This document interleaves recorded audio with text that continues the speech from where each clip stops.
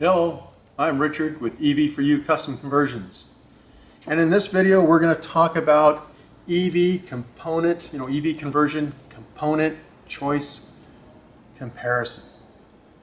And what are we going to compare? Well, we're going to compare traditional EV components with OEM components. And by OEM, I'm talking about manufactured vehicle components that you can get from a used EV, factory produced EV, or from a salvaged factory produced EV. So, historically we didn't have a whole lot of choices. Matter of fact, you go back not too many years, a couple decades, and your choice was a DC motor, a DC controller, and lead acid batteries. And then we had DC motors and controllers and lithium batteries. And next it was AC motors and inverters and lithium batteries. And all of those components were pretty much cottage industry produced items that were either produced for similar uses or specifically for conversions, or in some cases components that could be used for an EV. But again, the big picture was your choices were fairly limited. Today there are a lot of manufactured vehicles, EVs, on the road that give us a lot more options. And because most people don't have a clue how to drive, there's a lot of salvaged vehicles available. But beyond that, you can go and purchase a used EV pretty reasonably. I mean, they're some of the best deals on the road. But let me preface all this with a few things. One is, when we talk about doing a converting a car from internal combustion to electric, it's really not about the price. Time and money is not the issue. Okay? Because if it is, go purchase a EV lease return. That will be your best bang for the buck. You'll get a modern car with all the modern bells and whistles, airbags, navigation, on and on, for a lot less money than you could ever do any conversion. People who convert cars, and this is where I get a lot of comments, and it's obvious there's a good percentage of people out there just don't get it. We don't convert cars to save time or money. We convert vehicles because it's about the car. Okay, that's why we do Porsches and Mercedes and classic VWs. Okay, so just want to get that out, up front. It's about the car. Okay, we're just talking about which method of conversion is going to be best for you. And so that leads me to the next point I want to share, and that is we're going to have a little grid, a little chart that we're going to use, and we're going to kind of score things. I have 10 items that we're going to score, and we're going to do it pro or con, plus or minus, okay? And this is very subjective. This is not an absolute method of scoring anything. So this is going to be subjective. It's just designed to give you a little food for thought in that big picture sense. Do you want to use traditional components, or do you want to go the salvage route or used EV route? And so that's what we're going to talk about in this video. Okay, so we're going to look at our chart, kind of do a little discussion on comparison. One of the things that I've always said about a conversion, just kind of the bottom line, and that is they need to be safe, simple, and reliable. And safe should go without saying, but I've seen a lot of conversions over the years that were scary, especially in the earlier days. And then I still see a lot of people that overcomplicate things, and that affects that third one: safe, simple, and reliable. You know, to me, a conversion should be such that you turn the key and go, and you do that the first time and every time. You're not working the bugs out for as long as you own the vehicle. If you do it right, first time, every time. And so, to me, that's the bottom line, and we'll discuss that at the bottom line. But first, let's talk about these 10 things. So we're going to talk about EV conversion component choice comparison, traditional versus OEM. And first we're going to talk about component availability. Well, the traditional components are available and in many cases from multiple vendors. And so they're, I would say, readily available. Not an issue. Sometimes there's a little bit of a wait to get things, certain components, but it's not that they're not available. It's just that the demand is maybe outstripping the supply. When it comes to the OEM, your big picture is you need to choose an OEM that's going to be compatible with the car that you're going to convert. In other words, you wouldn't purchase a Fiat 500e if you're converting a full-size pickup or something. It's got to be something that's basically in the same weight class, so that you're not overloading the motor and so forth. So as far as the component availability, I'm going to give them both a plus. The OEM, depending on what you're looking for, could take some time, but I don't think it's that big a deal to say that it's a con. So we're going to give it a pro also. Component quality. Well, for almost 13 years we've been converting vehicles mainly with traditional components, and let me tell you, we've been fortunate. They've all performed very well, but we typically buy the best that we can get our hands on. So I'm going to say the traditional, we'll give that a plus, and of course the OEM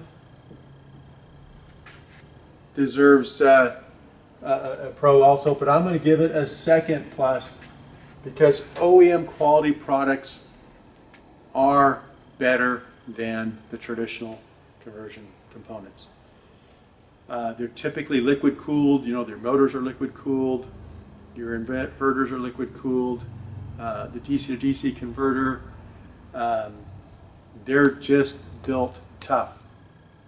And so, because they basically have to make a car that's idiot proof, because most of the people out there are idiots. Not talking about you guys though. So, we're going to give that 2 pluses.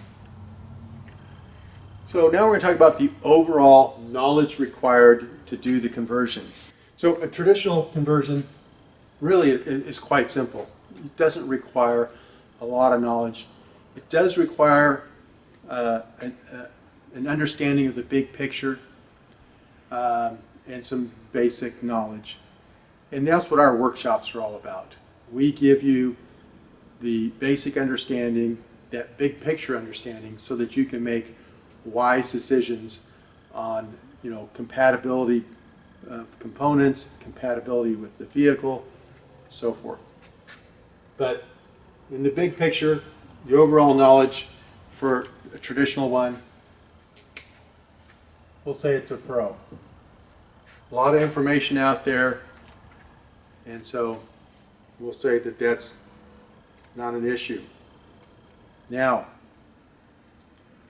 with the OEM, there's a greater degree of knowledge is going to be required to do it, just to take some of these things apart.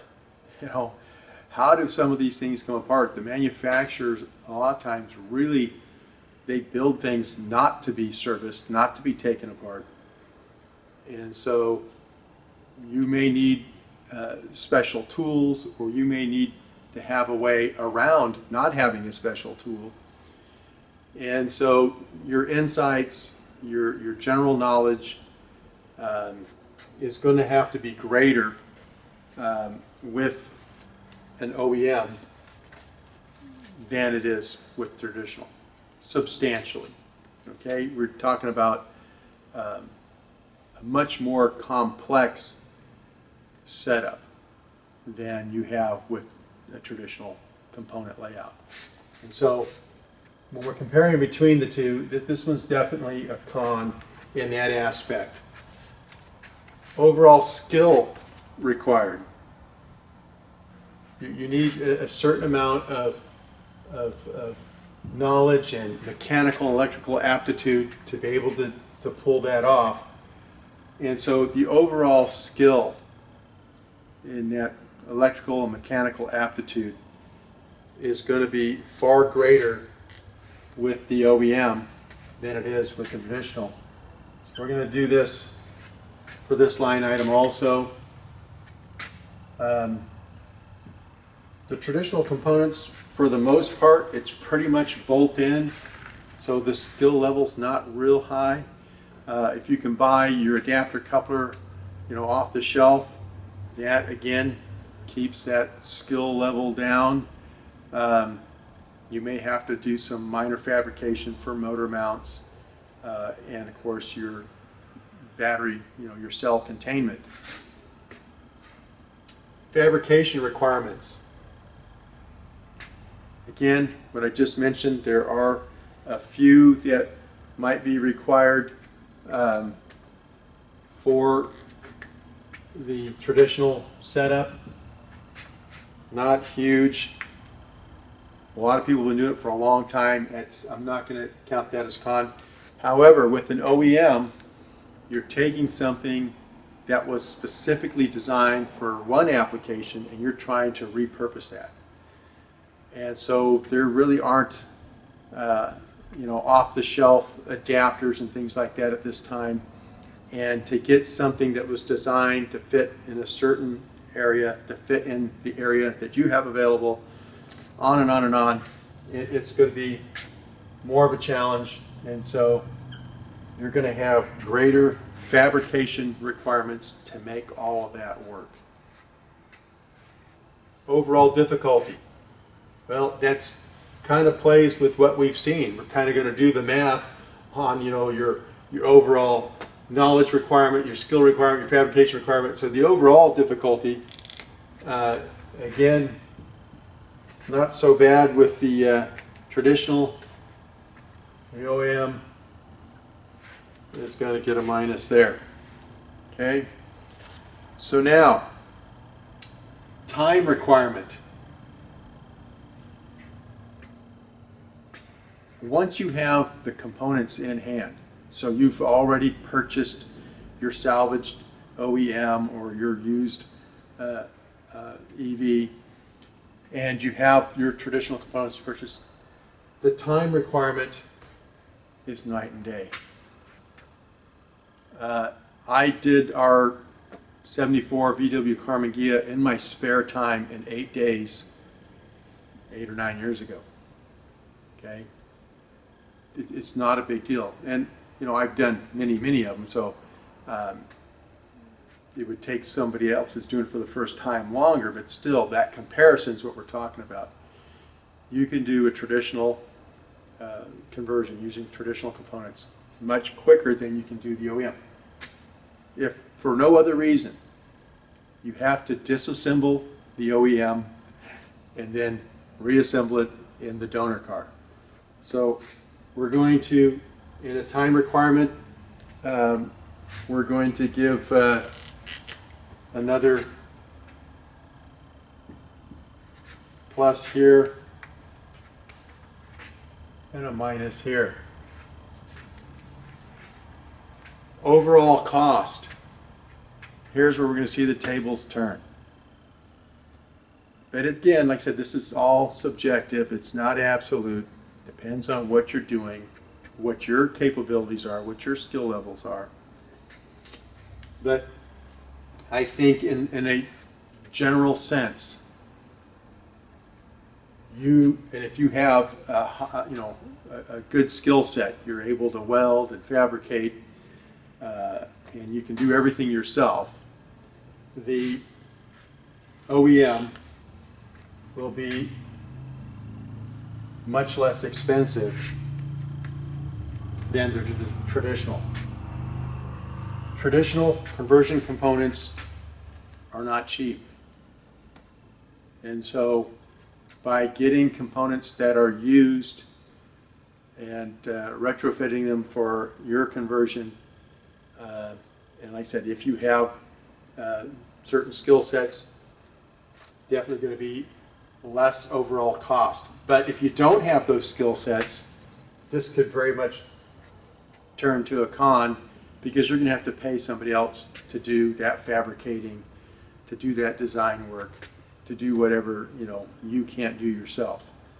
And that type of work typically goes at a premium unless you've got a brother, brother-in-law, a son, a father, somebody that's going to do it for you for free, or cost of materials or whatever. So again, like I said, this is all very subjective. Features and options. Well, features and options, the traditional stuff, you can get some pretty good features and options, and there's a lot of choices there. But the OEM is going to beat it hands down. Okay, is say a fast charge option. You're really not going to have a DC fast charge option with most of your traditional components, because they don't operate in that voltage range, for one. Okay, they don't have that compatibility with the EVSE. So going with an OEM, that's a huge one. I would not buy a factory produced EV that didn't have the fast charge capability. To me, it's not, that's one option that is not negotiable. I would want that, and I see that as being the biggest plus in doing an OEM conversion, or one of the biggest pluses, is that the high quality components and the options, a heat pump, air conditioning, the DC fast charging, the liquid cooled components, all of these things are huge pluses, and something you don't get with the traditional component method. So we're going to give that 2 pluses. And then the finished product value. Well, if you do a nice job and everything, and if you go on the internet, you'll see some beautiful conversions out there. Beautiful. And so you can have conversion done with traditional components that is well received, well perceived, and would have good finished product value. But I think because of some of the features and options we talked about here, that the OEM wins out on that finished product value. If you have the DC fast charging on that car, that alone would make you the winner. And so in the finished product value, I give two pluses for the OEM. Now, to my bottom line stuff: safe, simple, and reliable. Well, again, this is subjective, depends on how you build your conversion, but you can have a safe conversion using traditional components. And you can have it with the OEM components. Simple.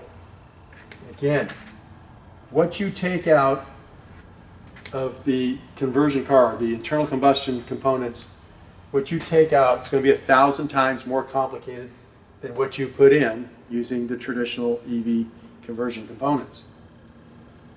That's not necessarily going to be true. I mean, yeah, it's going to be less complicated than the internal combustion, but it's going to be more complicated than the traditional. So I'm going to give that a minus. And then reliable.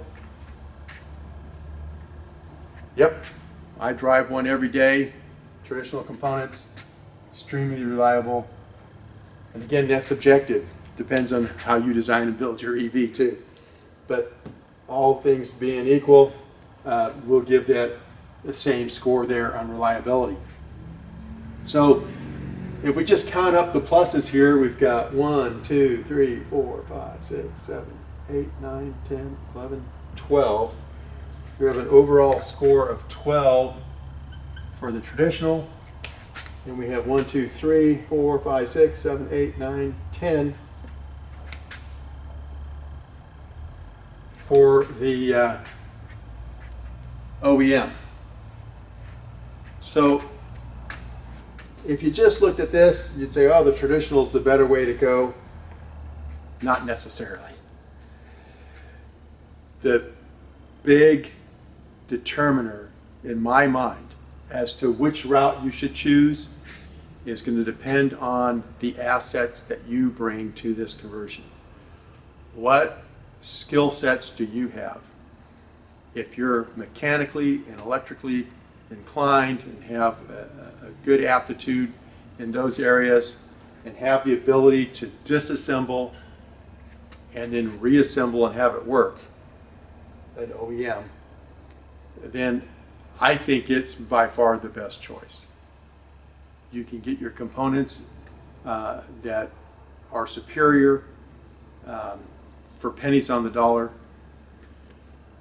You can have features and options that really aren't available using traditional components. And so even though in this rating system right here, the traditional came out ahead, if you have the skill set, go with the OEM. If you don't, then the traditional isn't what I would call a loser. It's just going to be a simpler, easier, faster way to do it. But you're going to have some limitations because you're limited by the component offerings. And so, yeah. That's kind of the big picture. Like I said, this wasn't designed to educate you on any specific aspect of doing a conversion or anything.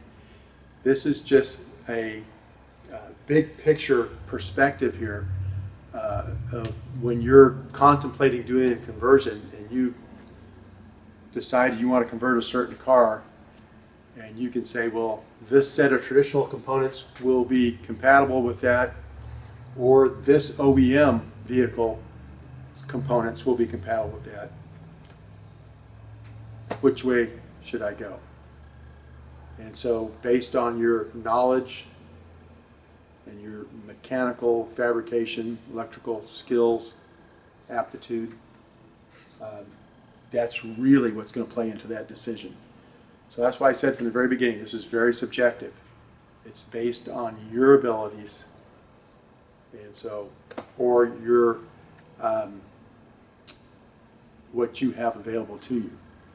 I mean, you can be a business owner and be very successful in, say, the tree trimming business and never touch a saw or anything.